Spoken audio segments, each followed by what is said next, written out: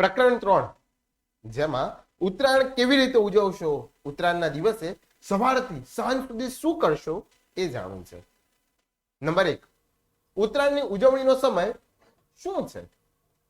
ઉત્તરાયણ 14 જાન્યુઆરીએ ઉજવાતી હોય છે, પરંતુ અહીં આપને ઉત્તરાયણ ઉજવવા માટેની જે રીત સમજાવવામાં આવશે એનો દિવસ અને સમય શું છે એ જાણો છો? ઉત્તરાયણની ઉજવણી સૂર્યના પરિભ્રમણ સાથે જોડાયેલી છે. સૂર્ય જ્યારે ધન રાશિમાંથી મકર રાશિમાં પ્રવેશે ત્યાર પછી જ ઉત્તરાયણની ઉજવણી કરવાનું શાસ્ત્રમાં કહ્યું છે.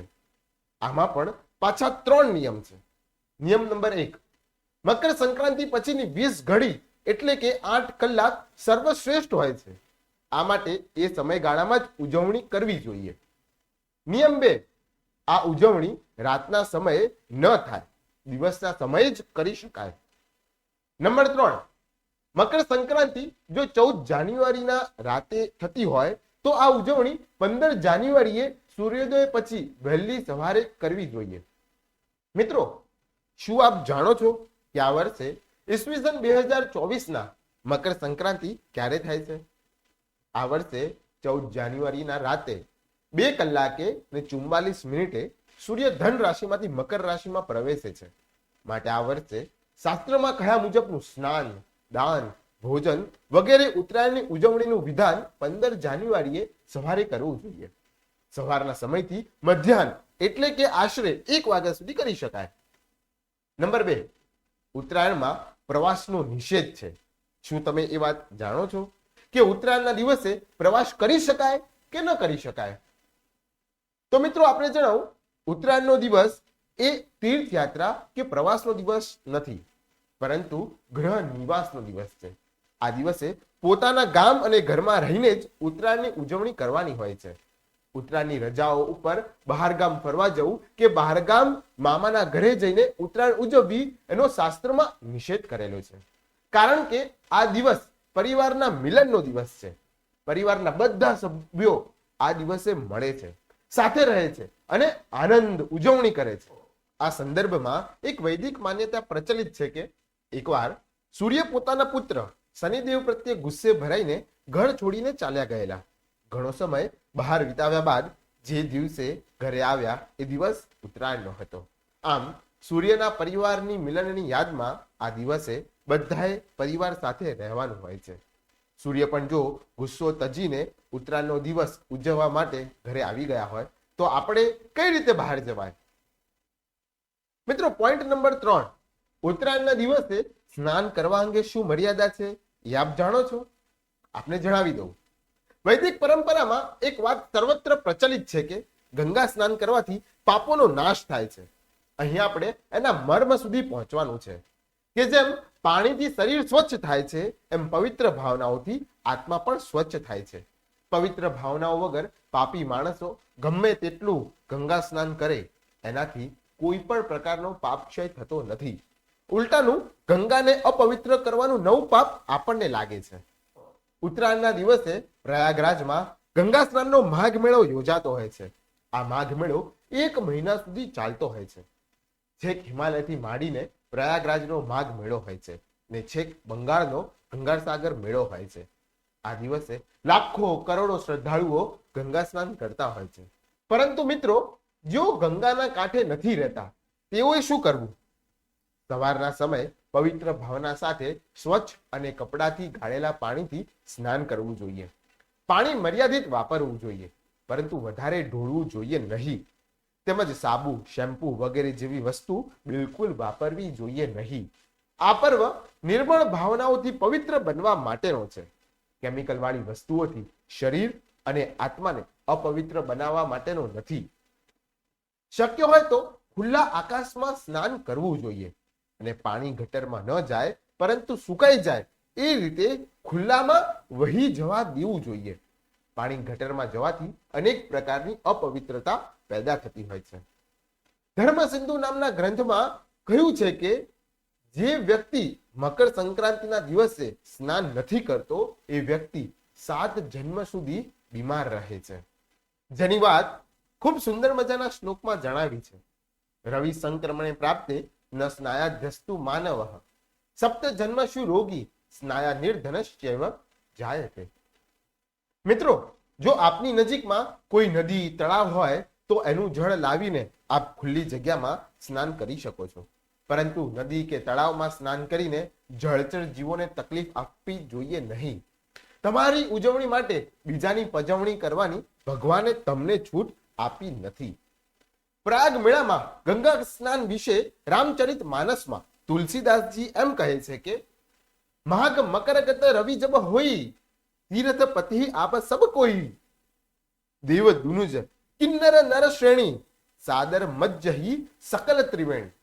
મહામહિને સૂર્ય જ્યારે મકર રાશિમાં જાય ત્યારે ચારે બાજુથી શ્રદ્ધાળુઓ ગંગા નદીમાં સ્નાન કરવા પ્રયાગ તીર્થે આવે છે અને ગંગા સ્નાન કરી પવિત્ર થાય છે. ઉત્તરાયણના દિવસે કેવા કપડાં પહેરવા જોઈએ તેમજ કઈ રીતે શરીરની શોભા કરવી જોઈએ. આ પર્વ ભારતીય પરંપરાનું વૈશ્વિક પર્વ છે. આપણે આપણા પર્વોને સાંસ્કૃતિક રીતે જ ઉજવવા જોઈએ. પર્વ ભારતીય હોય અને વસ્ત્ર પરિધાન વગેરે પશ્ચિમી હોય એ કઈ રીતે સારું લાગે? શું આપણને આપણી જ પરંપરાઓનું કોઈ ગૌરવ જ નથી? ઉત્તરાયણના દિવસે પુરુષોએ ધોતિયું, જબ્બો, પાયજામો, ખેસ, પાઘડી, અંગરખું જેવા વસ્ત્રો પહેરવા જોઈએ, અથવા તો જે જાતિના લોકોનો જે પરંપરાગત વેશ હોય એ જ ખાસ કરીને પહેરવો જોઈએ. પુરુષોએ માથે પાઘડી કે પાળિયું રાખવું જોઈએ અને સ્ત્રીઓએ માથે ઓઢણી ઓઢવી જોઈએ. Jeans, T shirt, shirt, leggings, pant, shirt, belt, tie, ટોપી, suit, gown, frock, Punjabi dress વગેરે જેવા વસ્ત્રો ન જ પહેરવા જોઈએ. સ્ત્રીઓએ શરીર ચુસ્ત, ટૂંકા અને ફેશનેબલ વસ્ત્રો કદી પણ પહેરવા ન જોઈએ. આમ તો જો આપણે સાચા ભારતીય હોઈએ તો કાયમ માટે આવા ભારતીય પોશાક જ પહેરવા જોઈએ. જ્યાં સુધી એ શક્ય ન બને ત્યાં સુધી કમસે કમ પર્વના દિવસોમાં તો પરંપરાગત પોશાક જ પહેરવા જોઈએ. સ્ત્રીઓએ આ દિવસે મેકઅપ દ્વારા શરીરને કેમિકલથી ખરાબ ન કરી નાખવું જોઈએ. Lipstick, nail polish, powder, cream, hairstyle વગેરેના બદલે ભારતીય શરીર શોભા માટે વેણી, ગજરા, આંખમાં કાજળ, મહેંદી વગેરે વાપરવા જોઈએ. ભારતીય પરંપરાગત વેશ પરિધાન અને શરીર શોભાની સ્પર્ધા પણ આજના દિવસે રાખી શકાય. દીકરા દીકરીઓ અને પુરુષો, સ્ત્રીઓ આ સ્પર્ધામાં ભાગ લઈ શકે છે. મિત્રો, ઉત્તરાયણના દિવસે સ્નાન કર્યા બાદ સૌ પ્રથમ ઈશ્વર પૂજા કરવી જોઈએ અને પછી જ દાન ભોજનાદિ કરવાના કહ્યા છે. શું એ આપ જાણો છો? સ્નાન કરીને શુદ્ધ, શ્રેષ્ઠ અને પરંપરાગત વસ્ત્રો પહેર્યા બાદ મંદિરમાં જઈને ઈશ્વરની ઉપાસના, પ્રાર્થના, અર્ચના કરવી જોઈએ. સનાતન ધર્મી હોય તો મંદિરમાં જાય, જૈન ધર્મી હોય તો દેરાસરમાં જાય. એ જ રીતે મુસલમાન, શીખ, પારસી કે સ્વામિનારાયણ એમ જ જે ધર્મમાં શ્રદ્ધા ધરાવતા હોય એ ધર્મના ભગવાનની પ્રાર્થના અને પૂજા કરવી જોઈએ. મંદિરમાં દીપક લઈને જવું, દીવા પ્રગટાવી આરતી કરવી, દાન અને ભોજન માટે જે વાનગીઓ બનાવવામાં આવી હોય એનો થાળ લઈને ભગવાનની સામે ભોગ ધરવો. ચોખા, કાળા તલ, સફેદ તલ, કાળા અડદ, મગની દાળ વગેરે ધ્યાને લઈને પ્રભુની આગળ, ભગવાનની આગળ આપણે સમર્પણ કરી શકાય છે. અને અંતે ઈશ્વરને પ્રાર્થના કરવી જોઈએ કે આ બધી જ ચીજો પ્રત્યે અમારી આસક્તિ તૂટી જાય અને અમે પણ આપના જેવા નિર્લેપ અને નિસ્પૃહી બનીએ એવી કૃપા વરસાવજો. મિત્રો, ઉત્તરાયણના દિવસે કોને, શેનું, ક્યારે અને શા માટે દાન કરવું જોઈએ એની વાત આપ જાણો છો? કે ઉત્તરાયણનું પર્વ એ દાનનું પર્વ છે. આ દિવસે દાન આપવાની પ્રથા સદીઓથી આખા ભારત દેશમાં ચાલી આવે છે. આખો દેશ આ દિવસે કેમ દાન આપે છે અને ખાસ કરીને શેનું દાન આપે છે એ આપ જાણવા માંગો છો? મકર સંક્રાંતિના દાન પર્વ વિશે A to Z માહિતી અહીં આપને આપી રહ્યા છીએ. આપણો ભારત દેશ એ કૃષિ પ્રધાન દેશ છે. આપણા દેશમાં દર 2 માણસે 1 માણસ ખેડૂત છે. ઉત્તરાયણના દિવસોમાં ખેડૂત ખેતરમાંથી મબલક પાક મેળવે છે અને આ પાકની પ્રાપ્તિમાં સૌથી વધારે મુખ્ય ઉર્જા સ્ત્રોત સ્વરૂપ સૂર્ય દેવતા હોવાથી સૂર્ય દેવતાનો આભાર માનવા માટે તાજા મેળવેલું પાકનું ઈશ્વરાર્પણ કરવામાં આવે છે. આમ આ પર્વ સૂર્ય ઉપાસનાનું કૃતજ્ઞતા પ્રદર્શન કરવાનું અને ઈશ્વરાર્પણનું પર્વ બની રહે છે. વળી ખેડૂતો માટે તો આ પાક જ સોનું છે. આ ધાન્ય સ્વરૂપ ધનની પ્રાપ્તિથી તેઓ એટલા બધા આનંદિત હોય છે કે આ આનંદ ઉત્સવના અવસરે પુષ્કળ ધાન્યનું દાન કરતા હોય છે. તો આ રીતે આપ સમજી જ ગયા હશો કે કેમ આખો દેશ આ પર્વ ઉજવે છે અને કેમ આ પર્વ ઉપર ધન ધાન્યનું આટલું દાન કરવામાં આવે છે.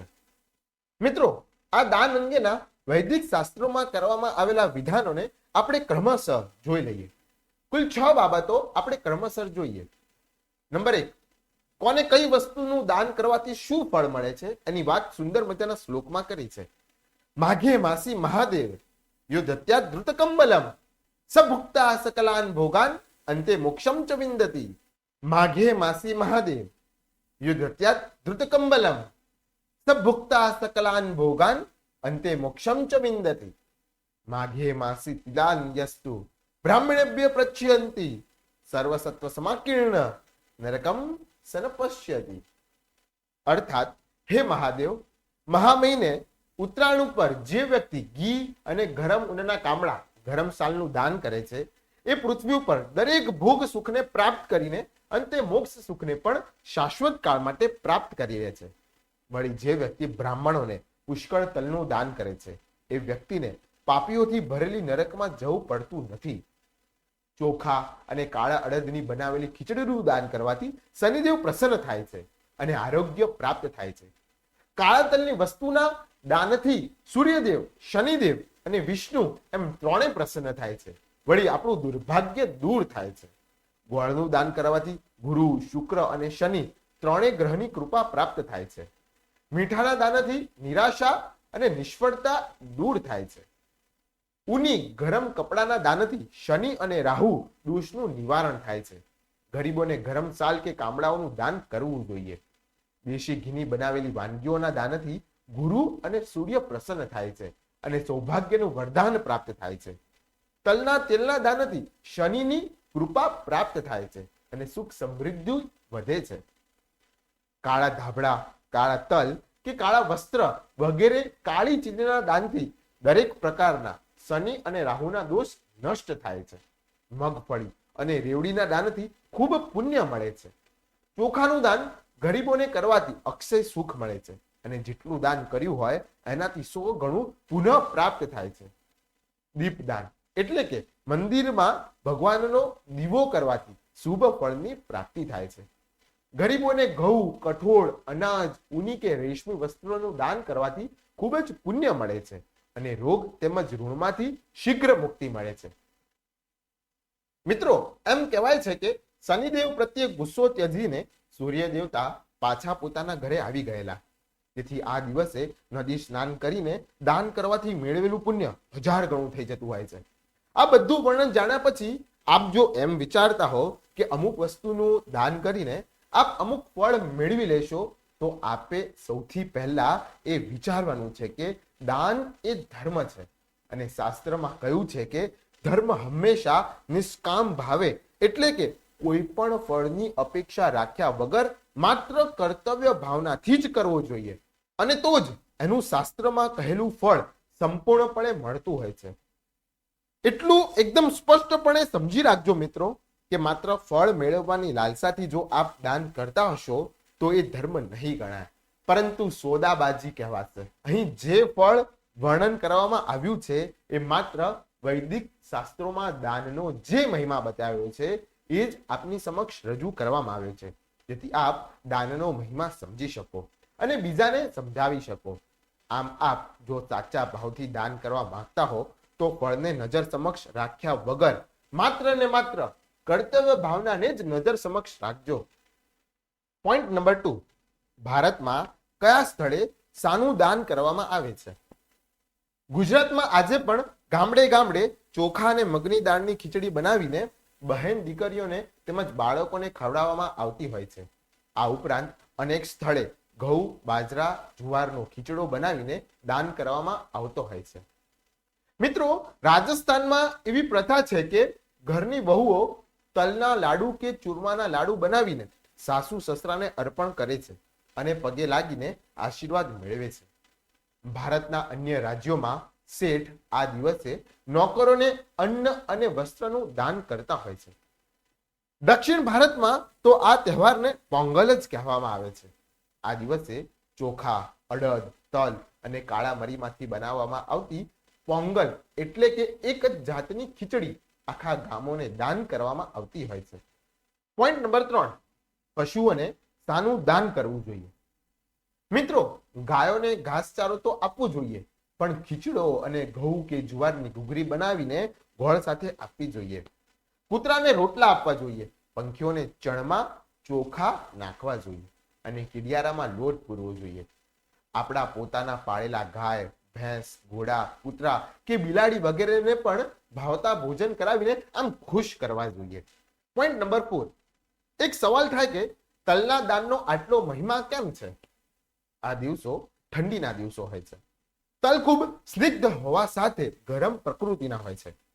શિયાળામાં કોઈની પાસે સાલમ પાક, અડદિયા પાક જેવા વસાણા ખરીદવાના પૈસા ન હોય તો એ તલ તો ખરીદી જ શકે અને તલ એ વસાણાનું કામ કરે છે.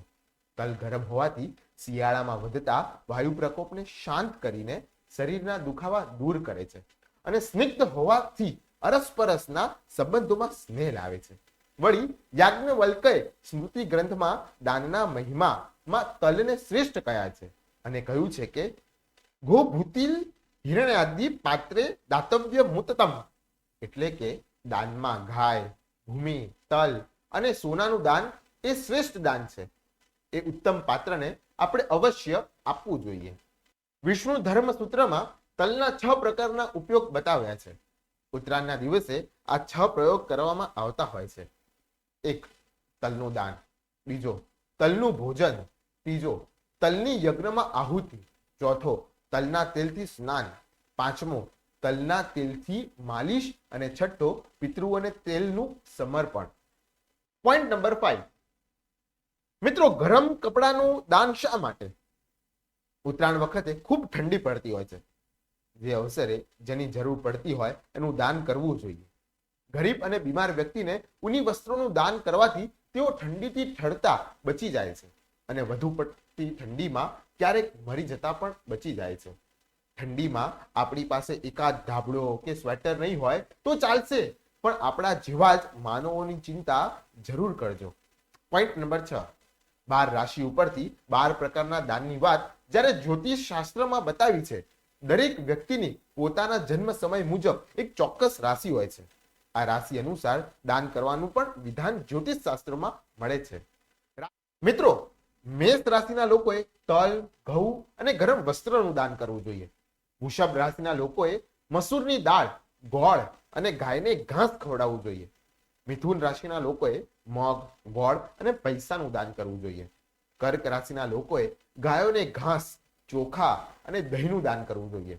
સિંહ રાશિના લોકોએ ઘઉં, તલ અને ગોળનું દાન કરવું જોઈએ. કન્યા રાશિના લોકોએ મગ, ગોળ અને ફળનું દાન કરવું જોઈએ. તુલા રાશિના લોકોએ ચોખા, દહીં અને પૈસાનું દાન કરવું જોઈએ. વૃશ્ચિક રાશિના લોકોએ તલના લાડુ, મસૂર દાળ, તાંબાનું પાત્રનું દાન કરવું જોઈએ. ધન રાશિના લોકોએ ચણાની દાળ, ચણા, કઠોળનું દાન કરવું જોઈએ. મકર રાશિના લોકોએ જૂના વસ્ત્ર, તલ અને તલના તેલનું દાન કરવું જોઈએ. કુંભ રાશિના લોકોએ તલ, તલની ચીક્કી, લોખંડના વાસણ, ગરમ કપડાનું દાન કરવું જોઈએ. મીન રાશિના લોકોએ ચણા, કઠોળ, રેશમી વસ્ત્ર અને પૈસાનું દાન કરવું જોઈએ.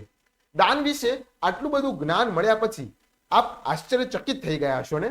અને હા, આપ મૂંઝાઈ પણ ગયા હશો કે આમાંથી કેટલું દાન કરવું અને કોને કોને કરવું.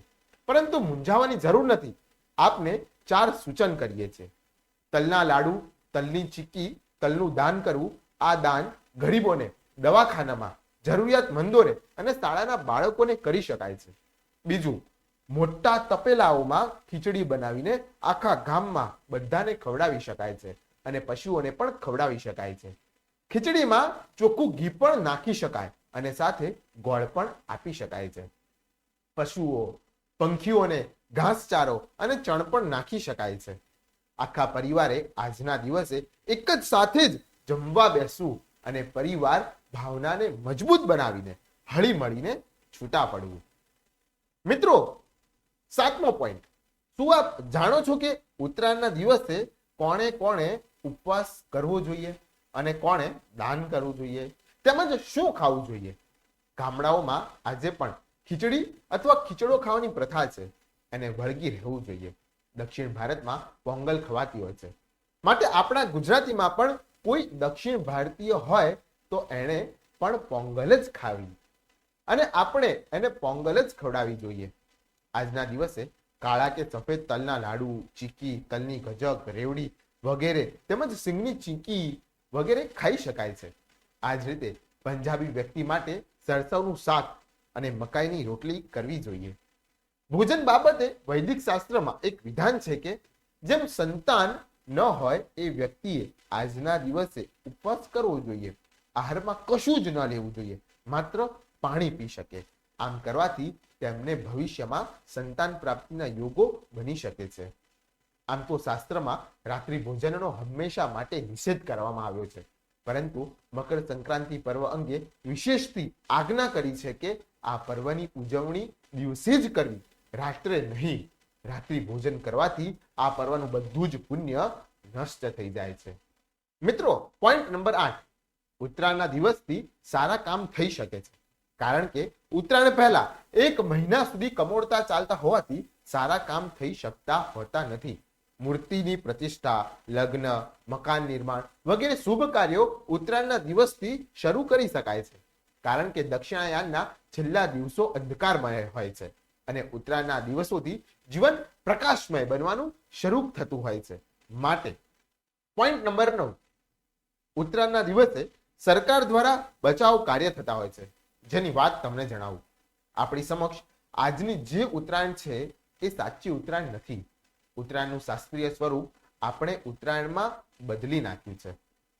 જે ઉત્તરાયણ આપવા માટેની હતી અને એ આજની ઉત્તરાયણ પતંગ કાપવા કે પતંગથી પંખીઓ અને માણસોને કાપવા માટે બની ગઈ છે. આપણે આપવામાંથી કાપવા સુધી પહોંચી ગયા છે. એ કેટલું ભયંકર કહેવાય મિત્રો. પરંતુ આવા સમયમાં પણ સમાજમાં સારા માણસો જાગતા હોવાથી અનેક સંસ્થાઓ અને સરકાર તેમજ પોલીસ વિભાગ દ્વારા શ્રેષ્ઠ બચાવ કામગીરી કરવામાં આવી રહી છે. આપની સમક્ષ એ રજૂ કરીએ છીએ અને આપને પણ એમાં જોડાવા માટેની અપીલ કરીએ છીએ. ગુજરાતમાં ગુજરાત સરકાર દ્વારા રાજ્યવ્યાપી કરુણા અભિયાન ચલાવવામાં આવે છે.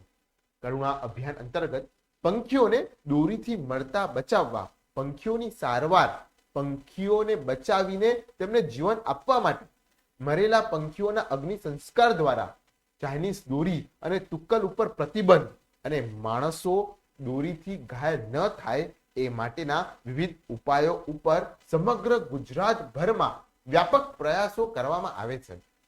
10 જાન્યુઆરીથી 20 જાન્યુઆરી સુધી આ કરુણા અભિયાન ચાલતું હોય છે.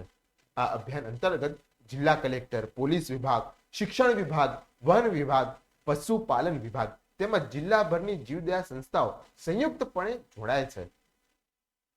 5000 થી વધુ સ્વયંસેવકો, કર્મચારીઓ તૈયાર હોય છે. સમગ્ર રાજ્યમાં ઝડપી સારવાર માટે 46 એમ્બ્યુલન્સ, 270 સંસ્થાઓ, 661 બચાવ ટીમો, કપાયેલી દોરીઓ દૂર કરવા 576 ટીમો, 500 પશુ ચિકિત્સકો અને 1000 થી વધુ સારવાર કેન્દ્રો શરૂ કરવામાં આવે છે. આ ઉપરાંત 11 શહેરોમાં 1962 એનિમલ્સ હેલ્પલાઇન અંતર્ગત એમ્બ્યુલન્સ શીઘ્ર સારવાર માટે તૈયાર હોય છે. દરેક સારવાર કેન્દ્રોમાં ડોક્ટર, આઈસીયુ અને ઓપરેશન સહિત દરેક સુવિધાઓ તૈયાર રાખવામાં આવે છે. દરેક તાલુકા મથકે સવારે 7 થી સાંજે 6 સુધી કંટ્રોલ રૂમ કાર્યરત હોય છે. દરેક તાલુકા મથકે સવારે 7 થી સાંજે 6 સુધી કંટ્રોલ રૂમ કાર્યરત હોય છે. ગયા વર્ષે 23,000 જેટલા પંખીઓના જીવ બચાવાયા હતા. ચાઇનીઝ દોરીના ઉપયોગ વિરુદ્ધ સતર્કતા રાખવામાં આવે છે.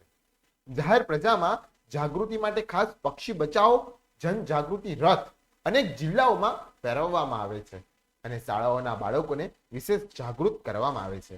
ખુદ મુખ્યમંત્રી પોતે જ રાજ્યવ્યાપી કરુણા અભિયાનનો જાહેરમાં શુભારંભ કરાવતા હોય છે.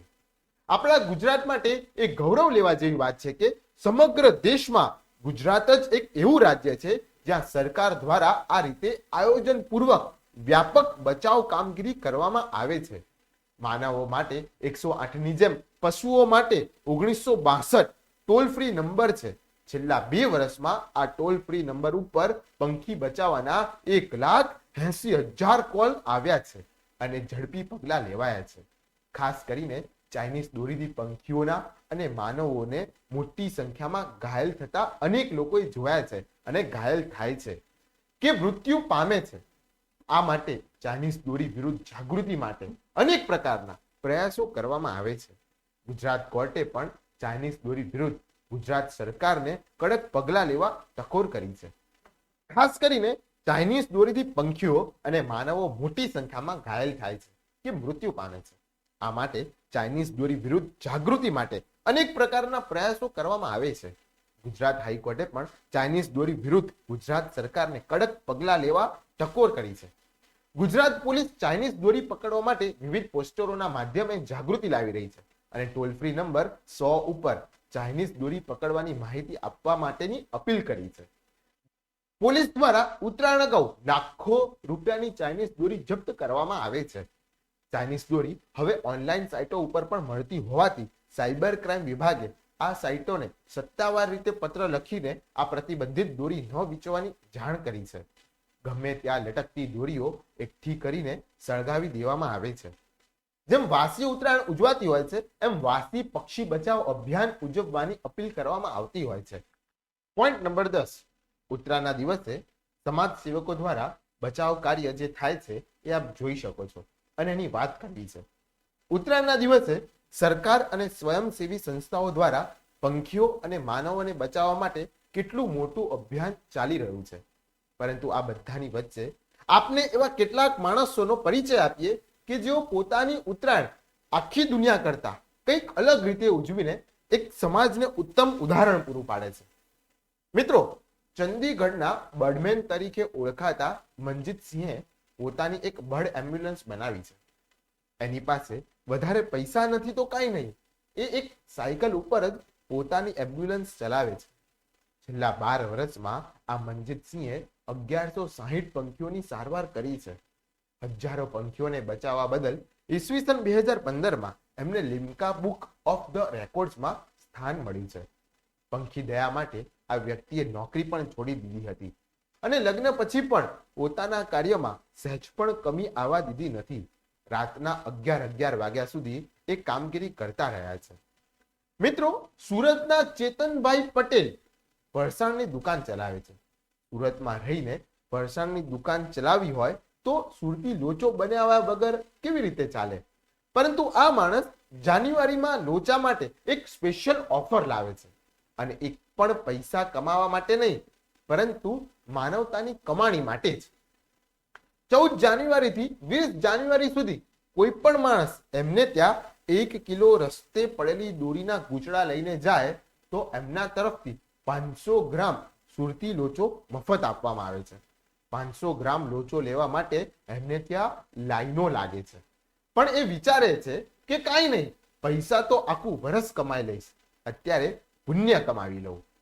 મિત્રો, રાજકોટમાં એક બહેન હિનલ રામાનુજે ખાસ પ્રકારના પતંગ તૈયાર કર્યા છે, જેમાં તેઓએ પતંગની સાથે દેશી વૃક્ષોના બીજ મૂક્યા છે. આ પતંગમાંથી બીજ જ્યાં પડશે ત્યાં આપમેળે વૃક્ષ ઉગી નીકળશે. આ પતંગમાં તેઓએ વૃક્ષ બચાવ અભિયાનના સ્લોગન પણ લખ્યા છે. મિત્રો, અહીં માત્ર 3 દાખલાઓ આપ્યા, બાકી આપણા અહિંસા પ્રેમી દેશમાં અસંખ્ય માણસો પંખીઓ અને માનવોને બચાવવાના કાર્યમાં નિસ્વાર્થ ભાવે લાગેલા છે. આ દાખલાઓ ઉપરથી પ્રેરણા લઈને આપણે શું કરવું છે? બસ પતંગ ચગાવીને કોઈકની પતંગ કે પંખીની પાંખ કાપવાની મજા લેવી છે કે સેવા માટે આગળ આવવું છે? ઉત્તરાયણના દિવસે આપણે 7 કામ કરી શકીએ છીએ, જે તમને 7 પોઈન્ટ દ્વારા સમજાવું. પોઈન્ટ નંબર 1, સરકાર દ્વારા જે કરુણા અભિયાન ચલાવવામાં આવે છે એમાં આપણે પણ જોડાઈ શકીએ છીએ, બચાવ કાર્યમાં મદદરૂપ બની શકીએ છીએ. પોઈન્ટ નંબર 2, ચંદીગઢના બર્ડમેનની જેમ આપ પણ નીકળી પડો અને પંખીઓને બચાવવાનો નવો રેકોર્ડ બનાવો. આ રેકોર્ડ લિમ્કા બુકમાં લખાશે કે નહીં એ આપણને ખબર નથી, પરંતુ ઈશ્વર બુકમાં તો અવશ્ય લખાશે. પોઈન્ટ નંબર 3, અનુભવી વ્યક્તિઓએ રિસર્ચ કરીને જાણ્યું છે કે ખાસ કરીને સવારે અને સાંજે જ ઘાયલ પંખીઓ વધારે જોવા મળતા હોય છે. આ ઉપરથી ધ્યાનમાં આવ્યું છે કે સવાર અને સાંજનો સમય પંખીઓ માટે ચણ લેવા જવાનો સમય હોય છે.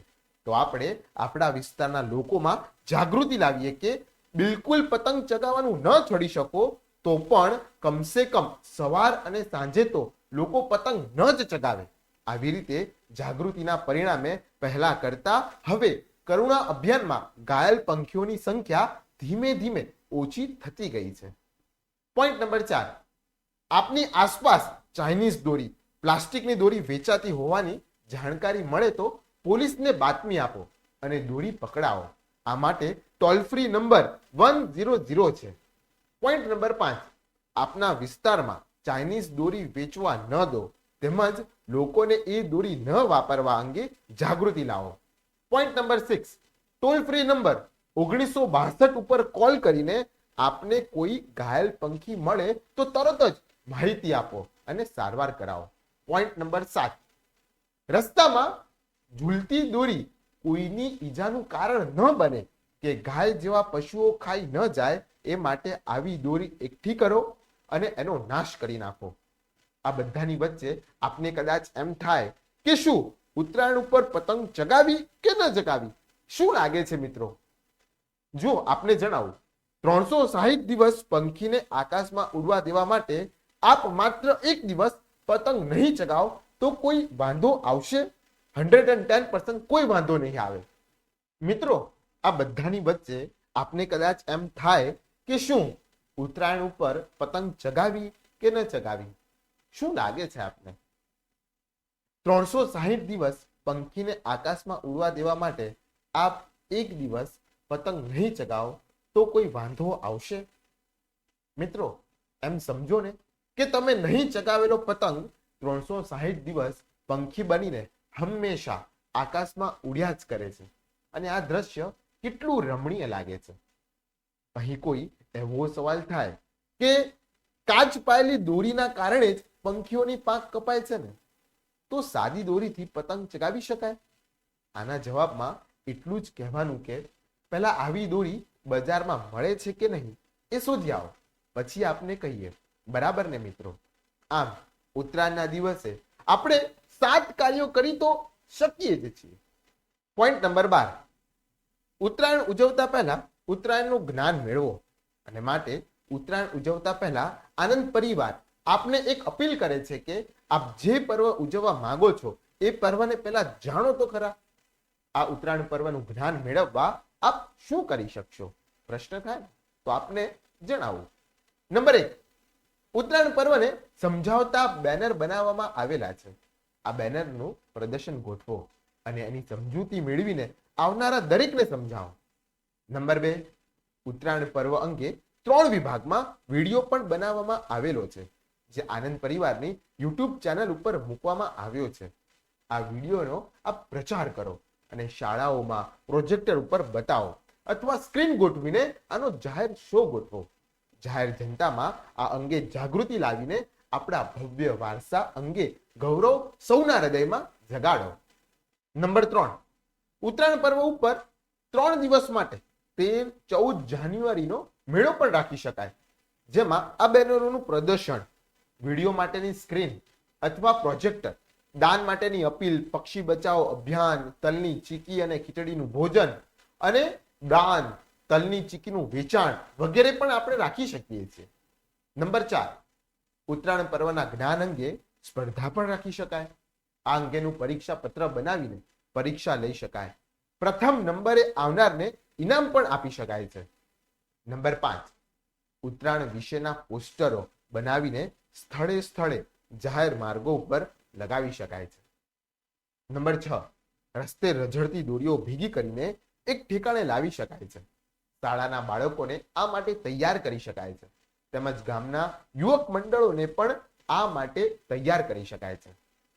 આપ આ બધું કરી શકો તો બહુ સારી વાત છે અને આપ કાંઈ ન જ કરી શકો તોય કંઈ વાંધો નથી, પણ કમસે કમ એટલું તો કહેજો કે આ જરૂરથી કરવા જેવું છે. આ ઉત્તરાયણ ઉપર આપને અનંત ઉર્જા પ્રાપ્ત થાય એવી શુભકામના. એક ઉર્જા સૂર્યની હોય છે જે બહારથી આવે છે અને બીજી ઉર્જા જ્ઞાનની હોય છે જે અંદરથી આવે છે. સમ્યક જ્ઞાનની ઉર્જાથી આપનું જીવન આનંદમય બને એવી આનંદ પરિવારની શુભકામના છે. જય ગુરુ મહારાજ.